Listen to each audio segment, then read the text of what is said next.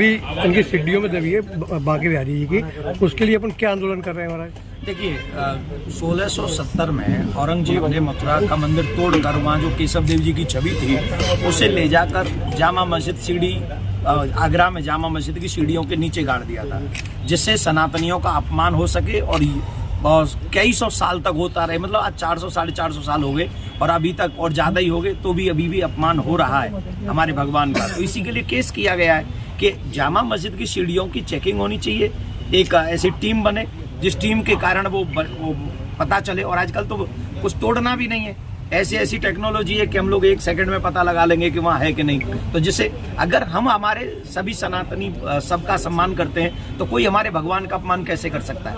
हम कोर्ट के माध्यम से शांति चाहते हैं, लेकिन ये हमारे भाई लोग भी कर सकते थे, मुस्लिम भाई लोग आगे बढ़ के कहते कि अगर ऐसा है तो आप चेक करा लीजिए। चेक कराने में क्या जा रहा है? दूध का दूध पानी का पानी हो जाता।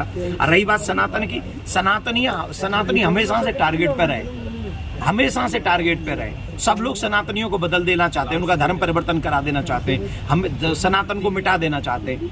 अब आप देखेंगे कई लोग कहते हैं आप भारत में इतने बहुसंख्यक हिंदू हैं, यहाँ कौन सा सनातन खतरे में आप लोग डरा रहे हैं?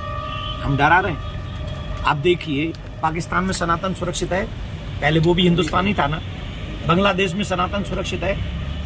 अरे आप ही के देश में 9 स्टेट ऐसी हैं जहाँ सनातन सुरक्षित नहीं है। फिर आप हम लोग आंखें बंद करके बैठे रहे। कश्मीर में 5.5 लाख कश्मीरी पंडित मारे गए थे, ये भी तो भारत ही था। अब धीरे धीरे करके सब जगह से हम लोगों को कम कर दिया जाए, मिटा दिया जाए, तब हम लोग कहेंगे कि हाँ भारत खतरे में है। अगर आज हम बहुसंख्यक हैं तो आज से हमें शुरुआत करनी चाहिए और हमें किसी को मिटाना नहीं है, पर अपने आप को बचाने की मुहिम पूरे देश में चलानी चाहिए। सभी सनातनियों को एकजुट होकर। हमें बांट दिया जाता है जातियों में, हमें बांट दिया जाता है कुर्सियों के चक्कर में, ये फलानी जाति का ढिमकी जाति का, और उस चक्कर में उन्हें तो कुर्सी मिल जाती है लेकिन देश खतरे की तरफ जा रहा है।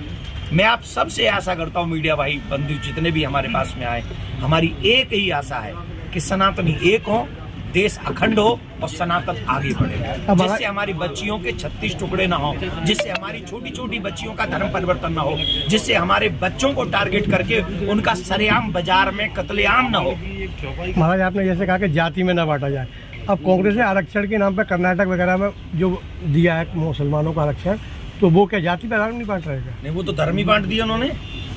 अब दे दो, जैसे अगर ऐसे कुछ लोगों की सरकारें आ जाएंगी तो वो पूरे देश में ऐसे धर्म के नाम पे आरक्षण दे देंगे, फिर आपका आरक्षण वहां से भी कम कर लिया जाएगा।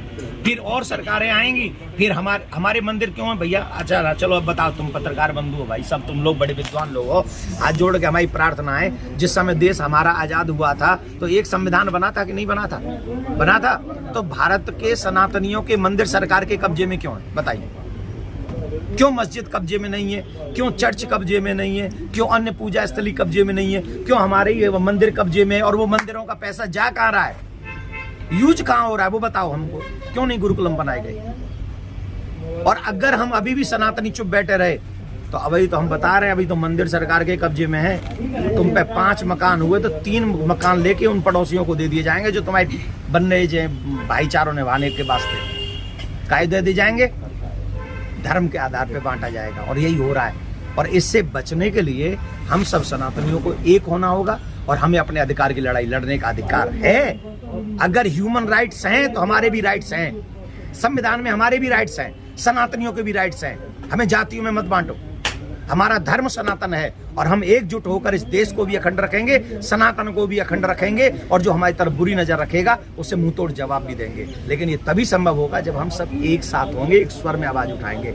और सनातनी आने वाली पीढ़ी को बचाने के लिए पत्रकार, कथाकार, कलाकार, पदाधिकारी जितने भी लोग हैं, सबको सनातन की वेदना को समझना होगा।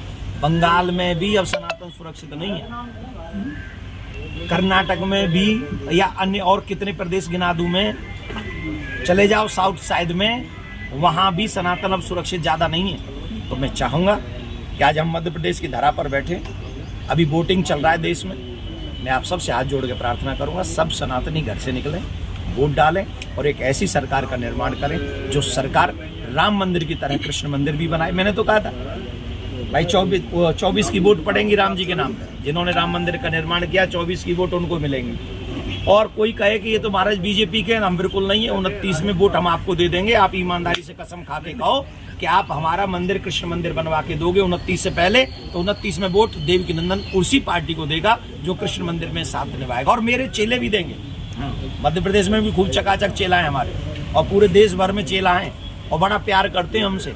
जो हमारे कृष्ण मंदिर बनवाने में हमारी सहायता करेगा, हम उसे वोट 29 में पक्का देंगे, कसम खा के कहते आपके चैनल में। और बोल, हम तो वोटर ही।